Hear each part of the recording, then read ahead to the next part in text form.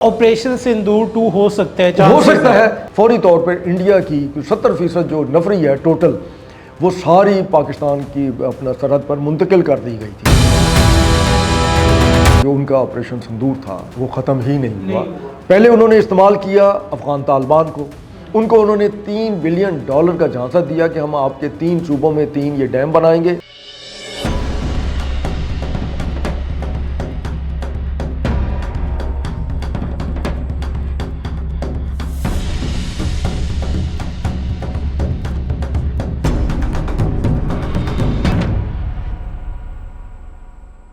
अस्सलाम वालेकुम, south Punjab digital के साथ मैं हूं आपका मेज़बान मोहम्मद अकबर। नाज़रीन, आज कुछ बड़ी खुशखबरियां हैं। सबसे पहले मैं आपको बताऊं कि यूरोपीय यूनियन की जानिब से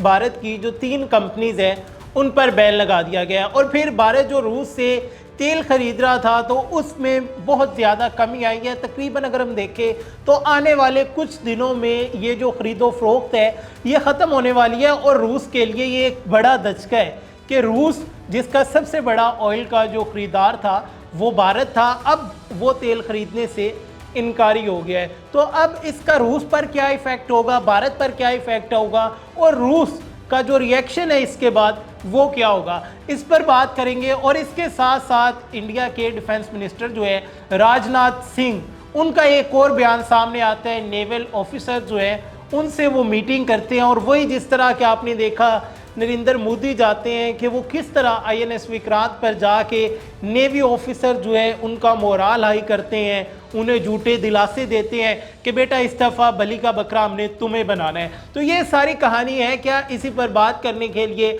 हमारे साथ सीनियर तज्जियाकार खालिद बेग साहब मौजूद है। अस्सलाम वालेकुम। जी वालेकुम सलाम। सर बताइएगा कि जो भारत है अमरीकी पाबंदियों के बाद रूस के साथ तेल की जो खरीदो फरोख्त है बहुत ज़्यादा कम कर गया है। और दूसरी तरफ हम देखें तो रूस का सबसे बड़ा जो ख़रीदार था वो भारत था। अगर ये बिल्कुल ख़त्म हो जाती है खरीदो फरोख्त तो इस पर क्या इफ़ेक्ट आएगा भारत पे और रूस पे क्या इफ़ेक्ट आएगा और रूस का फिर रिएक्शन क्या होगा? देखिए जी, इसमें तो क्लियर कट है कि ट्रंप जो है वो बड़े अरसे से कह रहा था कि ये नरेंद्र मोदी जो है या इंडिया जो है वो रूस से, मॉस्को से ये जो क्रूड ऑयल है उसकी खरीदारी बंद करे। और फिर उसने अदाद शुमार भी जारी किए थे कि कितना भारी मुनाफा जो है वो तेल क्रूड लेके और उसके बाद दोबारा जब ये उसको ऑयल की शक्ल दे के और बेचता है तो कितना भारी मुनाफा कमा रहा है। तो फिर उसका मकसद ये था कि ये ही पैसा जो है जो रूस ये तेल इसको बेच के वो हासिल कर रहा है उसे वो यूक्रेन के खिलाफ जो है जंग में असला खरीदारी और जंग के लिए इस्तेमाल कर रहे हैं। तो वो एक दबाव जो है वो बढ़ाता चला गया। उसने जो इनके ऊपर टैक्सेस लगाए वो भी बढ़ाता चला गया। और अब उसने कहा था कि ये जो पहले अब 100% जो टैक्स लगाया गया है इसमें जो है अब अपने इसको $150 कर दिया जाएगा, जो कि भारत की जो मईशत है शायद उसको उस तरीके से सस्टेन ना कर सके। और यही खौफ है जिसके तहत भारत की तरफ से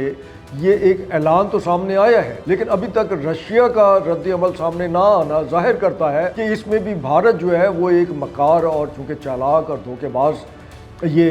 कौम है, ये जो हिंदू है, तो वो हो सकता है कि वो अंदर खाने कोई और तरीकाकार अख्तियार करें कि ट्रंप की भी तसल्ली हो जाए और इंडिया जो है वो बाकायदा उससे सोवियत यूनियन पहले जैसे था तो उस ज़माने से उसके जो ताल्लुकात है उसको बहाल रखते हुए अब रूस से भी उसी तरीके से जो है वो अपने मरासम जो है वो जारी रखे। सर, अगर जो भारत है ये रूस से तेल खरीदना बंद कर देता है तो इसकी मईशत पर भी इफ़ेक्ट आएगा? इतना सस्ता तेल कहीं और से मिल पाएगा? नहीं, इसे तो इतना सस्ता तेल किसी और जगह से नहीं मिलता। पहले भी इसके ताल्लुकात जो है वो अरब रियासतों से भी बहुत अच्छे थे। मुत्तहदा अरब इमारात हो गया, सऊदी अरब हो गया, इनसे भी इसके ताल्लुकात इस तरह के थे कि वहाँ से ये बड़े ही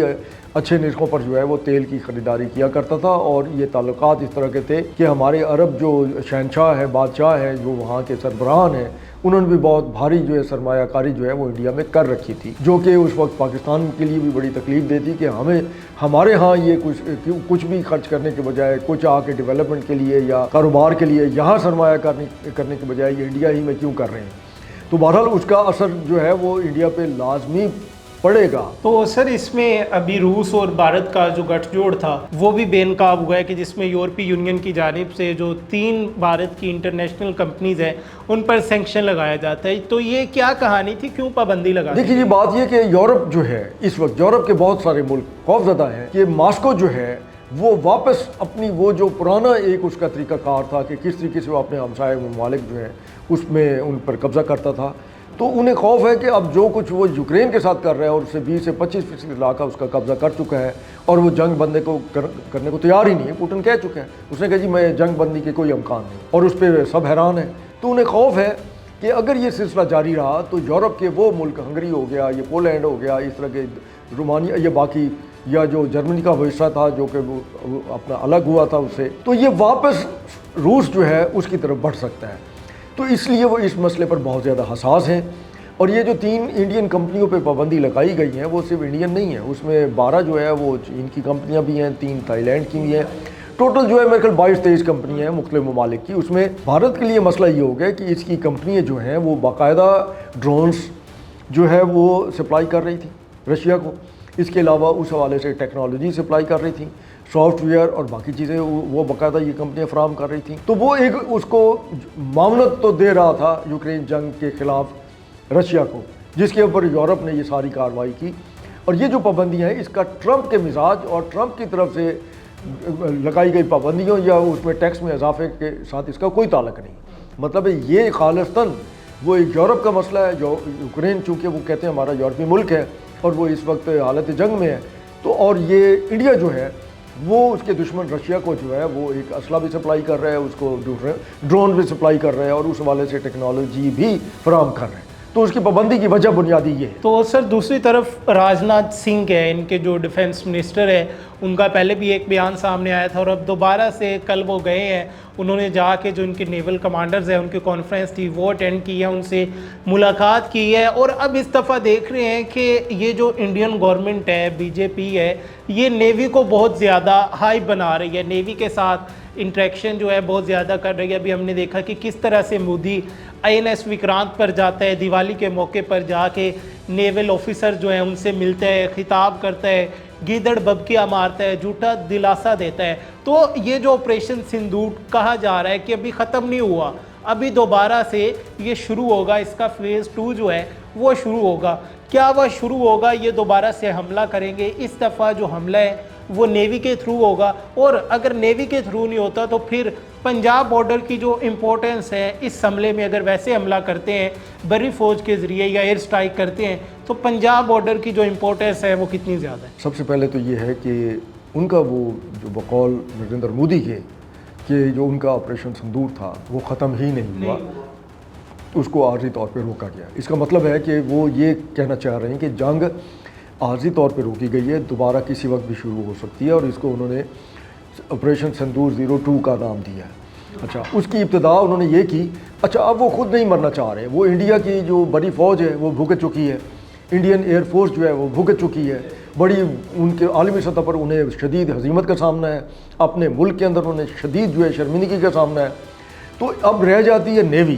اور نیوی جو ہے اس کو اگر وہ استعمال کرتے ہیں تو انہیں بھی اندازہ ہونا چاہیے کہ پاکستان کے پاس جو ریسورسز ہیں اس کا توڑ کرنے کے لیے وہ انڈیا سے کہیں بہت زیادہ بہتر ہیں، ٹیکنالوجی کے لحاظ سے بھی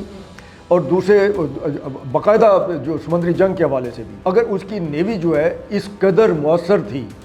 تو وہ جو 4 روزہ جنگ تھی جس میں اس کی ایئر فورس ناکام ہو گئی تھی اور اس کے بہت سارے طیارے جو تھے وہ پاکستان ایئر فورس نے مار گرائے تھے، اور زمین پر بھی اس کے بہت سارے جو اس کے فوجی جانی نقصان ہو چکا تھا، تو پھر اپنی نیوی کو لے آتا۔ یہ صرف آپ مئی سے لے کے تو اب تک 3 مہینوں میں ایسا کون سا وہاں چمتکار ہو گیا کہ اس کے اوپر کوئی بھگوان کی کرپا ہو گئی ہے ان کے بحری بیڑوں کے اوپر کہ اب وہ اس قابل ہو گئے ہیں کہ وہ پاکستان کے اوپر حملہ کر سکیں۔ اس وقت ان کے میڈیا نے تو کہا تھا کہ ملتان کی بندرگاہ پہ بھی قبضہ ہو گیا ہے اور لاہور کے سمندر پہ بھی قبضہ ہو گیا ہے، تو اب وہ کون سی کہانی گھڑیں گے؟ وہ ایک جھانسا بھی ہو سکتا ہے،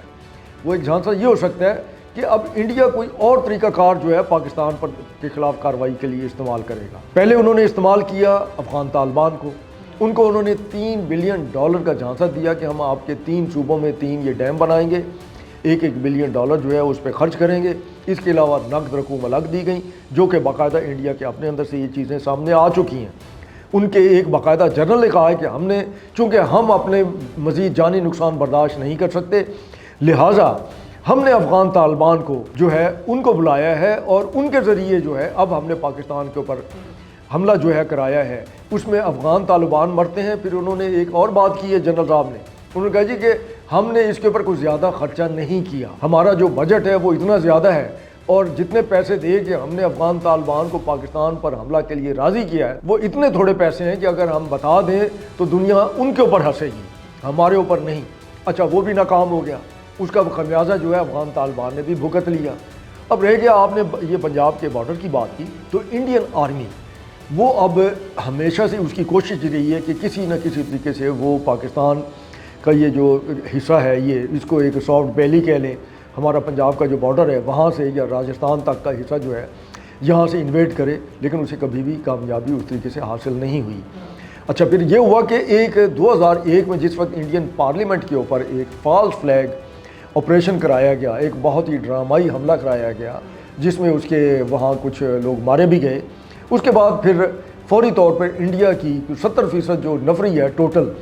وہ ساری پاکستان کی اپنا سرحد پر منتقل کر دی گئی تھی. مقصد یہ تھا کہ اب ہم نے پاکستان کو ہر صورت ہماری پارلیمنٹ کے اوپر چونکہ حملہ کیا گیا ہے ہم نے اس کو مزہ چکھانا ہے. اس وقت صورتحال یہ تھی کہ امریکہ اور نیٹو تازہ پہنچے تھے افغانستان میں اور وہاں پر ابھی انہوں نے لینڈنگ ہی کی تھی ہوائی حملوں کے بعد, اور اوپر سے یہ سلسلہ شروع ہو گیا. تو وہ بھی اس کو افورڈ نہیں کر سکتے تھے پاکستان کو اس طریقے سے کسی اور مسئلے میں انگیج کیا جائے. لیکن وہ جو اتنی بڑی فوج کو انہوں نے وہاں پر سرحدوں پر لانے کے لیے جو ان کا وقت لگا, اس دوران پاکستان جو ہے پوری طریقے سے جو ہے سرحدوں پر پہنچ کر اپنی جو حفاظتی اقدامات مستحکم کر چکا تھا اور پوری طریقے سے تیار تھا کہ اگر انہوں نے پاکستان پر حملہ کیا تو ہم نے اس کو کس طرح کا جواب دینا ہے. اور وہ اگر جنگ ہوتی تو بڑی خوفناک ہوتی. تو یہ ایسا نہیں ہو سکتا کہ پاکستان کے ہمارے جو اپنا اوپر فوج ہے, ہماری اسٹیبلشمنٹ ہے, وہ سوئی ہوئی ہوگی, نہیں, سوال ہی نہیں پیدا ہوتا. انہوں نے بھی ہم تو اگر یہاں اسٹوڈیو میں بیٹھ کے یہ بات کر سکتے ہیں تو وہ اتنے اعلیٰ ذہن جو اپنے جنگی اور اس کے حوالے سے ان کا کام ہی یہی ہے, ان کی زندگی ہی اسی منصوبہ بندی اور وار گیمز ہی میں گزر جاتی ہیں, تو کیا انہوں نے ان کے پیش نظر یہ سارا کچھ نہیں ہوگا. تو انڈیا ہو سکتا ہے کوئی حرکت کرے اپنی عزت بچانے کے لیے, اپنا سندور بچانے کے لیے, جس کو بہت ہی ہزیمت کا سامنا ہے, بہت ہی نقصان ہوا. مطلب آپریشن سندور 2 ہو سکتا ہے, لیکن انڈیا ابھی تک اگر اس نے اس کے اوپر عمل نہیں کیا تو اسے یہی خوف ہے کہ اس کا ریئیکشن جو ہے پاکستان کی طرف سے بہت ہی خوفناک ہو سکتا ہے. اور وہ ویسے بھی ہمارے آرمی چیف جو ہیں انہوں نے پچھلے دنوں کاکول اکیڈمی میں بھی جو ایڈریس کیا اس میں بھی انہوں نے بڑے ہی واضح الفاظ میں اور لاؤڈلی جو ہے وہ انڈیا کو پیغام دے دیا ہے, اور اس کی جو پراکسیز ہیں ہمارے مغرب میں ان کو بھی, کہ اگر پاکستان کے اوپر کسی بھی طرف سے کوئی بھی جارحیت کی کوشش کی گئی تو وہ ایک ان کی آخری کوشش ہوگی. جی تو ناظرین, آپ نے جانا کہ کس طرح پہ بھارت پر ایک دفعہ پھر سے جو یورپی یونین ہے ان کی جانب سے ان کی کمپنیز پر پابندی لگائی جاتی ہے, اور دوسری طرف امریکہ کا جو بھارت کے اوپر پریشر ہے دن بہ دن